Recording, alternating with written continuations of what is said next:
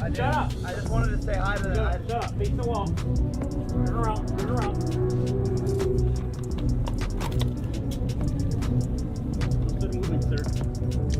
Give me your hand. Give me your hand. Yeah. And you weren't really sparring. You were fighting. We were fighting all the time. And just guys getting dropped all the time. And that was just the kind of gym that I was in. But this wasn't a real fight. He was pulling punches. He wasn't giving it his full effort. Joe Rogan reacted strongly to rumors circulating online that Jake Paul had been questioned or investigated over claims that some of his boxing fights were scripted. Rogan made it clear that no amount of fame, money, or viral attention is worth risking your life inside the ring. Boxing, he said, is not a game, and treating it casually can end in tragedy. Rogan urged Paul to seriously rethink his approach to the sport before stepping back into competition, warning that reckless decisions can have consequences that last far beyond a single night.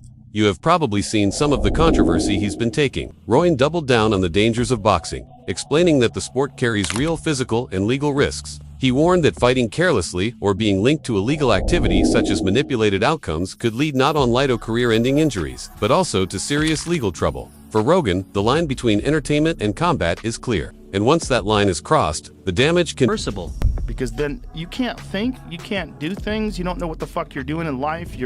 It's like literally everything is the quality of your ability to think. Can be irreversible. Makisa Bidarian publicly shut down the rumors, stating that neither Jake Paul nor his team engaged in any wrongdoing or attempt to rig the fight with Anthony Joshua. He addressed the viral claims that there had been an agreement for Joshua not to knock Paul out, calling them completely fabricated. According to Bidarian, Joshua fought with full intent and finished the bout, decisively proving that no backstage deal existed. He emphasized that Jake trained hard, entered the ring honestly, and accept real danger, like any fighter. Bidarian also confirmed that legal action is being pursued against individuals spreading false allegations, making it clear that the fight was legitimate and that the reputations of everyone involved must be protected. I've seen the script, rigged, this, that, and the other. Do you think now, at the very least, that talk goes away? Broke his jaw, went in there against Anthony Joshua. At the very least, do you think that you guys can move on from that? Like, that won't follow you? No, I don't. I actually, our lawyers are actively going after a number of people. One who claims to be a lawyer himself online.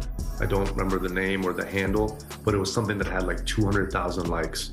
And basically this post said there was an agreement for AJ not to knock out Jake, but AJ disregarded the agreement and decided to not get his payday, but knock out Jake Paul. So it's pretty astonishing what people say. Your dear friend Lou DiBella, saw him put up a bunch of ridiculous things and even said, Nikisa, go ahead and sue me. But this wasn't a real fight. He was pulling punches. He wasn't giving it his full effort. And so for the people, again, just to clear this up, because I asked Eddie this question, I'll ask you the exact same question. Once and for all, was there any sort of arrangement as far as it should go this many rounds? Because that's the one that I've heard. Oh, Anthony agreed to 3 rounds, 4 rounds. Can you tell us in black and white if there were any talks of any kind between the network, the promotion, the fighter? There has never once in Jake Paul's career been any talk of that sort, of anything to do with the fight being anything but a real fight that has exactly the same situation as any professional fight. And that's exactly the same thing here for the Anthony Joshua fight. It's just beyond mind-blowing that people would think that. Anthony Joshua was on record saying that if he didn't finish him in the first round, that would be disappointing, that it would be a failure. The narrative changed as we got closer to fight night and obviously post-fight, and I understand why, but they were pretty adamant it would take max 2 rounds.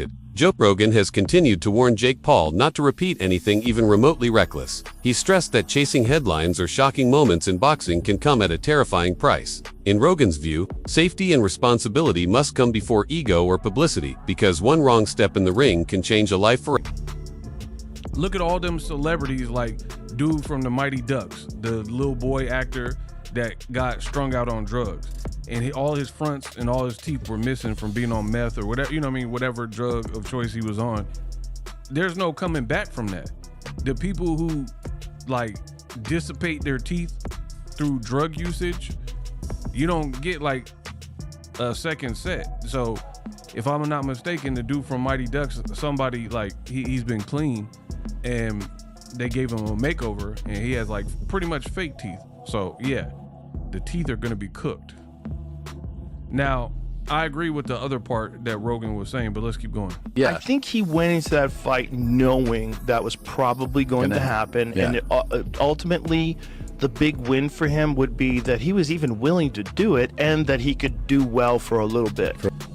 Yeah, and I've already expressed my thoughts on this. I'm not giving no props for a person who says I am a real deal boxer because I went and get smashed and got my jaw broken, but I lasted longer than Ngannou. But I was crazy enough to try, because to be honest, we're way past the honeymoon stage with a person like Jake Paul. You've been in this for long enough to go through fight camps, dedicate your time, effort, energy, money, spar with people. You spar with some quality names because you have resources and money or whatever. So we're well past that, to the point where you just get credit for stepping in. You maybe got credit your first fight or whatever, first couple of fights, for coming from your background and, you know, stepping in and fighting, but we're well past that. You have a box rec. You were being ranked by forever. Eddie Hearn offered a professional breakdown of how the Anthony Joshua fight was handled, explaining that the contest was driven by patience and calculated execution. Joshua's team, he said, avoided wild exchanges and instead focused on slowly testing Paul's stamina, reading his reactions, and breaking him down over time. This disciplined approach, Hearn explained, is the foundation of elite boxing, where timing, structure, and control matter far raw power. He said before the fight, I'm going to break him down and then I'm going to knock him out. And that's exactly what he did. I thought it'd be all over within 3 rounds. But, you know, when I got in the ring after, because I was shouting, just, you know, anywhere, arms. I got in, he went, what are you rushing me for? And I was like, oh, sorry. So, but like, obviously he knows what he's doing, and actually now quite pleased that we got the rounds, to be honest. Yeah, that's what he said that. Really random, I was on Twitter and I saw Jake Paul's mom said she wants to get in the ring and punch you. She said she doesn't like the smug look on your face. She is promoting her book, so I'm not sure if she wants, you know. But did you see that? What did you think of that? No, I was very sad, because I couldn't have been nicer and more respectful of Jake and what he's done. And I think Logan's amazing. I think he's an incredible athlete. And I shook Jake Paul's dad's hand in the ring, you know. And if I would have seen Mum, I would have said, all right. But I think over the years, we've obviously had our beef, and she probably don't like me anyway. And I am probably a little bit smug. I wasn't smug after the fight, because I would have been more smug if it was all over in a round. So, no, I give Jake respect. And, yeah. Sorry, Jake's mum doesn't like me. But far more than raw power.